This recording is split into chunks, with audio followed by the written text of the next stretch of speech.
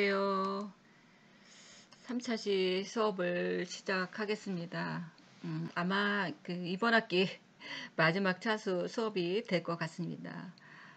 지금 1차시, 2차시 수업에서 지금 빛에 대한 딜라이트에 대한 1차시 수업을 했고요. 2차시 수업에서는 요즘 이슈화가 되고 있는 이 공공미술에 대한 것들을 말씀을 드렸습니다. 그래서 공공미술에서도 지금 이 강남구에서는 이 미미위라는 이 브랜드를 하나 가지고서 서로가 참여하고 서로 공공성을 가지고서 하는 이런 브랜드라는 이름을 가지고서 이 공공성에 대한 이런 것들을 브랜드를 가지고서 지금 공공 디자인에 대한 이야기들을 하고 공공 미술에 대한 얘기를 했습니다. 3차 시에서는 지금 뭐를 얘기를 하려고 하냐면 이 낙서 미술에 대한 겁니다. 여러분들이 낙서도 미술이 있을까? 그렇게 이야기를 하실 겁니다. 낙서도 미술입니다. 여러분들이 이 낙서라는 게 이제 뭔지 그래피티라는 것들을 들어보셨을 겁니다. 이런 스프레이로 막 뿌리고 이런 것들을 그래서 그것도 하나의 예술로 만들었습니다. 그 예술을 만든 사람이 누구냐면 대표적인 사람이 이제 그 헤링도 될 수 있고요.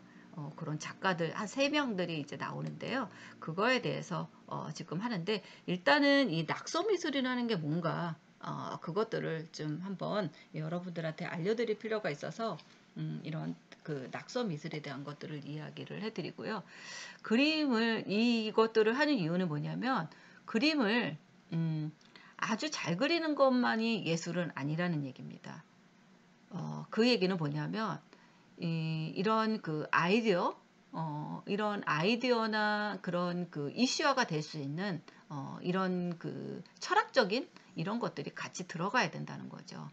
그래서 그림을 잘 그리는 게 아니라 그런 소프트웨어 같은 이런 것들이 굉장히 중요하다는 것을 여러분들한테 알려드리고 합니다. 그래서 제 수업을 듣는 학생들이 아마 그랬을 거예요. 제가 이제 이 실기 과제들을 많이 내다 보니 나는 그림을 못 그리는데 왜 자꾸 이렇게 그림 그리는 수업이 이렇게 많을까 하는데 사실은 그림 그리는 건 없습니다.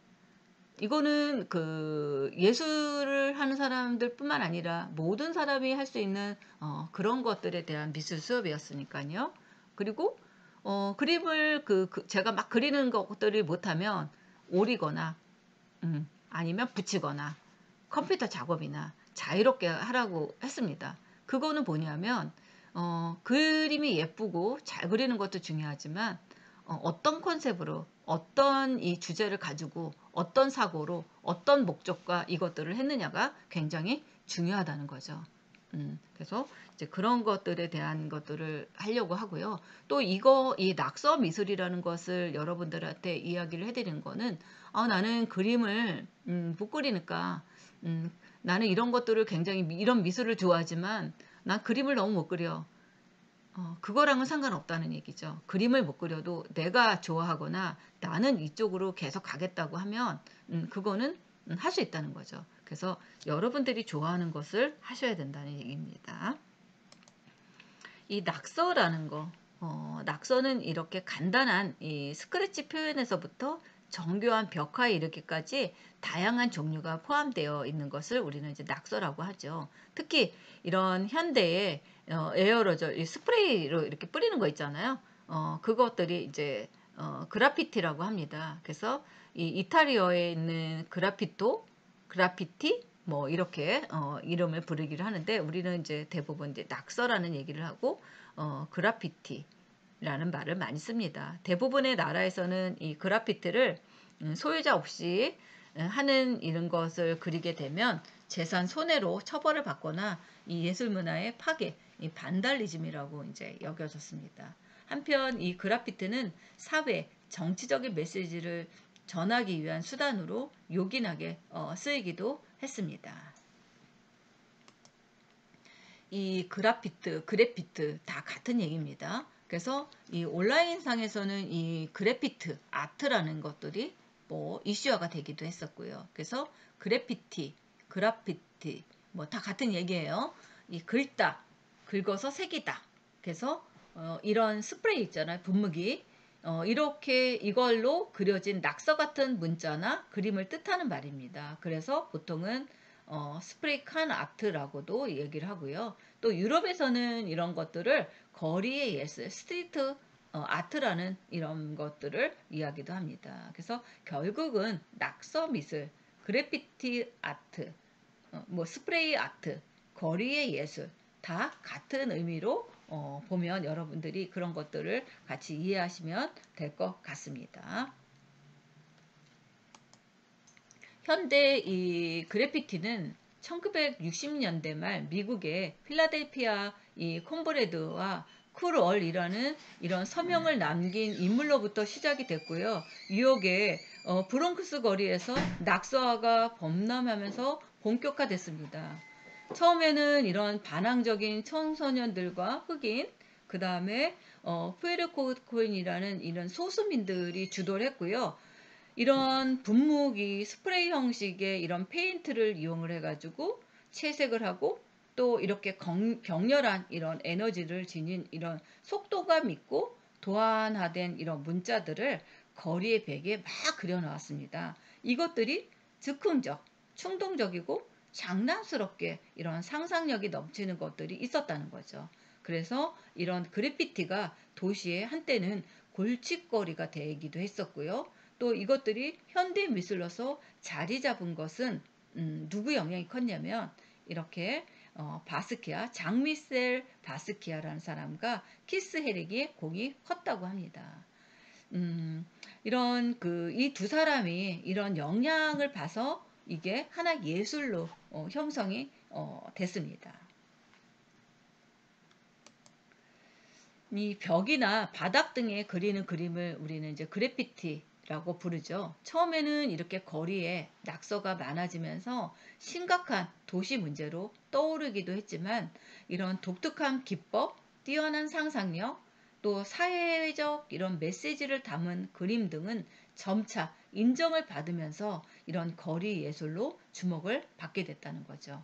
특히 1980년대 들어오면서 뛰어난 이런 아티스트들이 등장하고 그래피티 전시회가 개최되면서 미술의 한 영역으로 성장하게 되었습니다.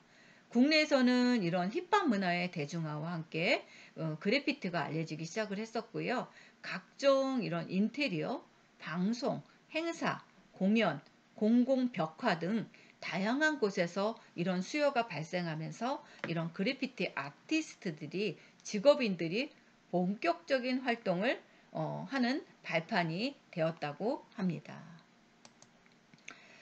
제가 한 세 사람 정도의 그런 그 대표적인 작가들을 설명을 할 건데요. 첫 번째 이런 낙서화를 예술의 반열로 올려놓은 이 바스키아입니다. 이 사람은 정식 미술 교육도 받지 않았고요. 또 27이라는 젊은 나이에 아주 짧은 생을 한 그 작가입니다. 광기의 작가라고도 얘기를 하고요. 그래서 이 사람은 그 아주 젊은 나이에 좀 짧게 간 사람입니다. 이 사람은 이 버려진 나무 판자며 칠판 위에 낙서처럼 거칠게 버려진 그림들, 알 수 없는 글귀들로 부호들로 검은 인물들이 강렬한 바탕색 사이로 도드라지게 하는 이런 작품들을 그렸습니다. 이런 것도 미술일까 싶지만 일찍이 미국과 유럽의 미술가들은 이 강렬한 낙서화로 주목을 받았습니다. 뉴욕타임즈에도 주요 언론에서도 대서 득필도 했었고요. 그래서 이런 것들이 작품의 이 가격이 오리지널 페인팅 경우에는 수십억까지 올라갔다고 합니다. 그러니까 어떻게 보면 이 낙서화의 작품이 엄청난 거죠. 당시 이런 비주류의 정서와 문화의 주요 표현 수단이었던 이런 그 그래피티, 낙서요. 이것들을 시인을 꿈꾸었던 이 바스키아가 이 바람을 피력해준 방식이었다는 거죠. 그는 이 대도시 공공 장소를 이 캠퍼스 삼아서 부조리한 이런 사회 현실에 대한 자신의 인식과 그런 감성을 이 시를 쓰듯 이렇게 그림을 그려서 나갔다는 것이죠. 그리고 이런 그 당시에 이런 뭐라 그럴까요? 이 공공 장소에다가 이런 것들을 그림으로써 이 사회에 대한 이 현실에 대한 것들을 이렇게 반발하는 그런 것들을 이 그림으로 표현을 했다고 할 수 있겠죠. 이 사람은 그 후반기에 와서는 그의 작업이 이 낙서 그림을 뛰어넘어서 그 폭이 보다 깊고 넓어졌습니다. 그래서 때로는 이렇게 광적인 그리고 추상적인 이미지들이 열정적으로 전개되기도 했었고요. 아프리카의 이런 암벽 미술, 또 시각 어휘를 풍부하게 해줄 갖가지 기호와 상징들이 풍부하게 등장했다는 것을 알 수 있습니다. 또한 이렇게 이 그림들을 보면 이렇게 왕관 같은 것들이 있죠. 이 왕관 실벌도 이렇게 즐겨 그려 넣었다고 합니다. 이 왕관은 그림 속 인물에 비치는 이런 존경, 그 다음에 찬미, 그런 것들이 이 바스키아 자신을 은유하기도 했다고 합니다.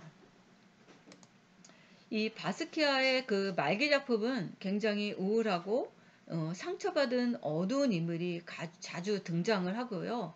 이는 왜 그러냐면 이 사람은 또 이제 유명해지다 보니까 이런 마약에 대한 것들이 심해졌고요. 또 자기가 이제 유명세에 따른 이런 강박증에서 기인이 됐다고 합니다. 그래서 또한 이 앤디 홀의 죽음도 그에게 큰 영향을 미쳤고요. 그래서 미술 외에도 이 사람은 패션, 음악, 연기 이렇게 다방면에 걸쳐서 재능을 보였던 이 천재인입니다. 어떻게 보면.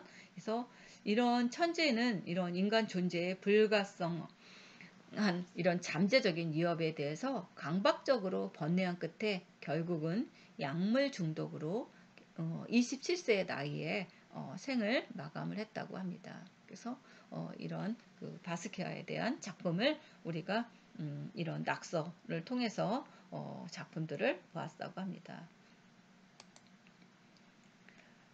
그리고 이 그래피티, 예술의 양상입니다. 이 벽이라는 이런 한정된 공간 안에서 작업이 전통적 이런 그래피티 아트라고 하면 현대적인 이 그래피티는 다양한 매체와 공간을 활용한다는 거죠.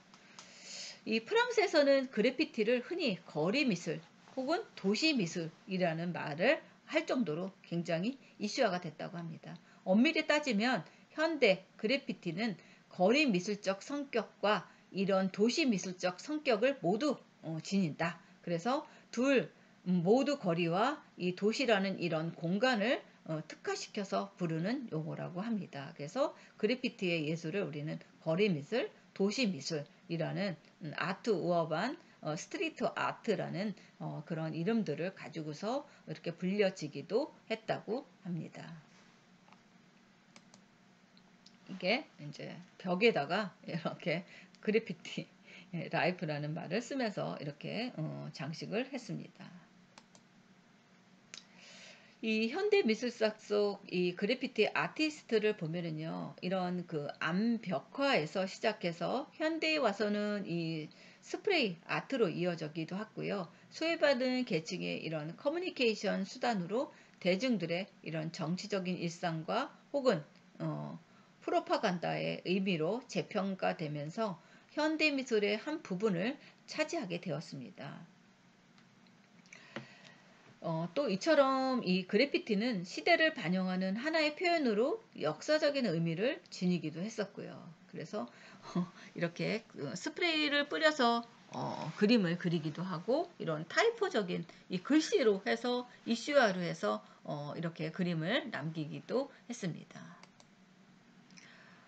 이것들도 이제 벽에다가 이것들을 이제 한 건데요. 이 반사회적이며 문명을 파괴하고자 하는 이런 반달리즘, 아까 얘기했죠. 이런 사회 이슈, 부정적인 이런 반항적인 이런 것들을 그림들을 벽에다가 한 거죠. 그래서 반사회적이며 문명을 파괴하고자 하는 이런 반달리즘적 이 성격이 강한 이 그래피티를 제도권으로 흡수하고 오늘날 이 현대 미술사에서는 이런 그래피티를 당당히 하나의 장류로 위치시켜서 이렇게 그림의 예술로 된 것이라고 합니다. 이게 세 명의 예술가의 덕분이라고 얘기하는데 조금 있다가 한 사람은 더 보여드릴 겁니다. 그래서 지금 이 바스킷에 대한 것들을 했고요. 두 번째는 이 키스 헤링입니다. 이 키스 헤링 여러분들 작품 다 아실 겁니다. 이 키스 헤링은 이 그래피티도 했지만 여러 가지 예술적인 것들을 굉장히 많이 했죠. 뭐 옷에뿐만 아니라 여러 가지. 그래서 이 사람도 이 낙서와 예술의 경계가 애매하다하고 이야기들도 합니다. 키스 헤링은요, 1976년 피츠버그 갈라지 그래픽 디자인 과정에 들어가서 1978년 뉴욕 명문 시각예술학교 등에서 입학하고 정식 교육을 받았지만 중간에 포기를 했다고 합니다. 그래서 중도에 포기하고요. 어떻게 했냐면 이 사람은 학교를 정식 교육을 안 받고 그냥 중도 하차하고 그냥 지하철, 클럽, 건물 벽 이런 것들의 그림을 그리기 시작을 했대요. 그래서 공공기물 훼손죄로 경찰에 잡혀가는 일도 있었다고 합니다. 하지만 사람들 일상에 예술을 두고자 했던 그의 시도는 금세 성공적인 반응을 일으켰다고 합니다. 나는 예술가로 타고났고 따라서 예술가답게 살아야 할 책임이 있다고 생각한다. 내가 세상을 위해 할 수 있는 역할은 그림을 그리는 것이다. 나는 가능한 한 오랫동안 살면서 가능한 한 많은 사람들을 위해 그림을 그릴 것이다. 그림은 사람과 세상을 하나로 묶어준다. 그림은 마법처럼 존재한다. 그렇게 말을 했다고 합니다. 그래서 그림이 이 사람과 세상을 하나로 묶어주길 원하면서 대중의 근처에 예술이 존재하기를 원했다는 거죠. 그래서 이 사람은 이제 우리가 보통은 그림을 보러 가면 전시관도 가고 화랑도 가고 이런 그 미술관이나 이런 그 제한된 공간 안에서 그림을 보는 것들이 굉장히 많았지 않았습니까? 근데 그게 과연 예술일까 했다는 거죠. 이 사람은. 그래서 이런 미술관 벽을 넘어뜨리고 싶었다는 거죠. 왜 그 그림이나 이런 것들을 왜 꼭 그런 미술관에다만 그려야 되느냐? 대중들이 볼 수 있는 아무데나 그림을 그리는 것들도 예술이다. 그렇게 했다는 거죠. 그래서 처음에는 단속을 피해서 지하철역 그림에 그림을 그리던 것이 이후에는 뭐 이슈화가 돼가지고 이제 예술가로 초청이 된 거죠. 그래서 뉴욕은 물론 베를린, 암스테르담, 런던, 파리에 이렇게 초대받아서 벽화 작업들을 하게 됐다고 합니다. 이제 이런 사람들이 바스키아 같은 사람이나 이런 키스에린 같은 사람들이 이렇게 그 대중 그 벽면에다가 이런 예술을 그리면서 이제 세상에 이런 것들이 없었던 것들을 이슈화를 시킨 거죠. 그래서 처음에는 이게 낙서처럼 보였지만 이게 하나의 예술로 자리 잡았다고 할 수 있습니다. 그래서 이게 베를린 장벽의 그림입니다. 그래서 키세링이 이런 그 베를린 장벽에다가 이렇게 이슈화를 시켜서 이런 그림들을 막 그림을 그리는 것을 이렇게 작업을 하는 작업입니다. 이렇게 그래서 공공미술의 이런 것들을 하나의 예술로 들어갈 수 있다고 볼 수 있겠죠. 또 이 북미의 키세링과 바스키아는 그 1970년대 그 다음에 80년대 이 그래피아의 현대미술의 대중에게 알린 역할을 했다고 합니다. 그래서 이 북미의 그래피티 아티스트들은 이런 태그, 그래프, 자유 스타일 등 다양한 방식의 그래피티를 구사했다고 합니다. 지금 이거는 이 1982년도에요. 뉴욕의 후스턴의 벽화를 이렇게 그렸다고 합니다. 그래서 지나가는 사람들도 이렇게 같이 표주를 취하고 이렇게 가다가 똑같이 여기다 이런 모형을 했다고 합니다. 이게 그래서 하나의 예술이 된 거죠. 이렇게 이거는 피사 이탈리아에 가가지고요. 이 벽화에다가 이렇게 사람들이 이런 그 자유분방한 이런 모습들을 이렇게 그 표현을 했다고 합니다. 그래서 이렇게 독특한 이런 속도감을 지닌 간단하면서도 개성이 강한 그의 드로잉은 많은 사람들의 주목을 받았다고 합니다. 그는 대부분 검은 그 수지 잉크와 아크릴 물감 그리고 분필처럼 간편한 사용과 경쾌한 색채 표현을 할 수 있는 매체를 사용했다는 거죠. 헤링의 그 아까 베를린 벽화는 1980년대 미술의 특성을 벽화에 쏟아내었다고 합니다. 지금 이런 벽화들을 그리고요. 사람들이 이렇게 여기에다가 갖다 대는 겁니다. 그래서 이렇게 표지를 취하니까 재밌잖아요. 그래서 이런 요소들을 가지고서 사람들이 이렇게 흉내를 내고 웃을거리도 하고 이게 하나의 예술이 잡혔다고 합니다. 또 헤링은 그래피티는 이런 다원적인 양성을 보였다고 합니다. 1981년 처음으로 이런 지하철역 광고 패널이 검은색 종이를 덧붙인 곳에 분필로 막 낙서를 했대요. 그래서 헤링은 이 벽화를 제작할 때 모든 사람들이 다 들을 수 있도록 음악도 크게 틀고요. 사람이 모인 곳이라면 재빨리 그림을 그렸다고 합니다. 아마 이러한 작업에도 일종의 이벤트라고도 생각을 했던 것 같습니다. 히히히 하고 지금 이런 표정도 이렇게 그림을 그리기도 했습니다. 또 하나, 세 번째, 지금 우리가 이 낙서 미술의 대표적인 3인이라고 얘기했죠. 그래서 처음에는 이 바스키아에 대한 사람에 대한 낙서, 그 다음에 헤링, 헤링에 대한 작품, 그 다음에 이 뱅크시입니다. 이 뱅크시는 어, 그래피티 아티스트지만 얼굴을 몰라요. 이 사람은. 어, 이 뱅크시는 영국을 이 베이스로 활동하는 이 그래피티 아티스트고 낙서가고 현대예술가, 영화 감독입니다. 전 세계적인 주목을 받고 있는 아티스트임에도 불구하고 성별, 생일, 국적, 심지어 뱅크시라는 이름조차 확실한 게 하나 없을 정도로 베일에 가려진 이 수수께끼 같은 인물입니다. 그리고 최근 영국 로스타 중 한 명이 뱅크시로 지목되었으나 아직까지 확인된 바는 없다고 합니다. 되게 그 미스테리한 분 중에 한 사람입니다. 그래서 뱅크시는 누구인가 하고 이렇게 합니다. 뱅크시는 어느 낙서 화가들처럼 아무도 신경 쓸 것 같지 않은 건물의 벽에다가 시작이 됐다고 합니다. 그는 1990년대쯤 주로 영국의 브리스트를 중심으로 해서 지역 곳곳에 그림을 그렸다고 합니다.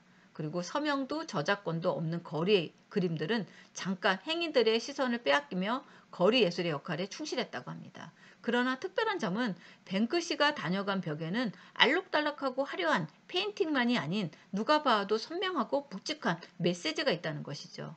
뱅크시는 자신이 그린 낙서들을 사진 찍어 홈페이지에 소개했다고 합니다. 온갖 벽 위에 뱅크시의 낙서가 하나둘 늘어나면서 사람들은 궁금해지기 시작을 했다고 합니다. 그래서 지금 이런 그림들이죠. 그리고 이렇게 그 쥐를 이거는 이제 이것도 벽에다 그린 겁니다. 쥐를 발견하고 의자에 몸을 피신한 소녀와 소녀를 올려다보고 있는 쥐입니다. 이렇게 그래서 깨진 벽면 속에 드러난 이런 붉은 벽돌의 모양에서 뱅크시는 쥐를 연상을 했고요. 그러니까 굉장히 낡았으니까 여기에 쥐가 살 것이라고 생각을 했겠죠. 또 쥐의 이런 수염과 귀, 긴 꼬리만으로도 한 마리의 쥐라는 것을 알 수 있겠죠. 그리고 본래부터 있었던 것처럼 이렇게 보인다는 거죠, 이게. 그래서 이렇게 아이가, 이렇게 소녀가 깜짝 놀라가지고, 하는 것들을 이렇게 벽면에다가 그린 겁니다. 이거 봐. 이게 벽이야? 커튼이지? 현대 예술의 이런 거만과 이설을 폭로하는 것처럼 보이지 않습니까? 그래서 이렇게 벽화를 또 그려서 이렇게 이슈화를 시키고요. 또 기발하고 우스꽝스러운 이야기를 뱅크시는 너무나도 진지하게 합니다. 얼룩말의 무늬를 어떻게 해요? 한 번씩 이렇게 빠는 거예요. 빠는 거를 이렇게 벽화를 이렇게 그렸습니다. 그래서 이렇게 널어주는 거예요. 얼룩말을. 또 순한 양이 되어서 옆에서 기다리고 있는 모습들. 예, 단순히 유목처럼 느끼지만 생각할 거리가 많은 그림이라고 합니다. 그래서 얼룩말에게는 얼룩무늬는 그의 정체성이라는 거죠. 무늬를 빼버리면 더 이상 얼룩이 아닌 것이 된다는 거죠. 하지만 얼룩을 제거한다고 과연 얼룩말이 아닐까요?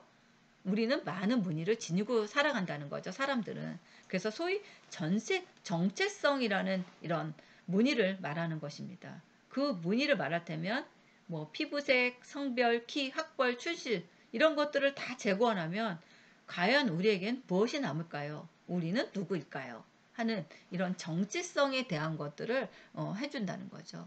이 뱅크시는 이런 그 메시지, 이 그림들의 이런 이렇게 그래피티 그림을 그리지만 메시지를 남아서 더 이슈화가 된 거라고 할 수 있습니다.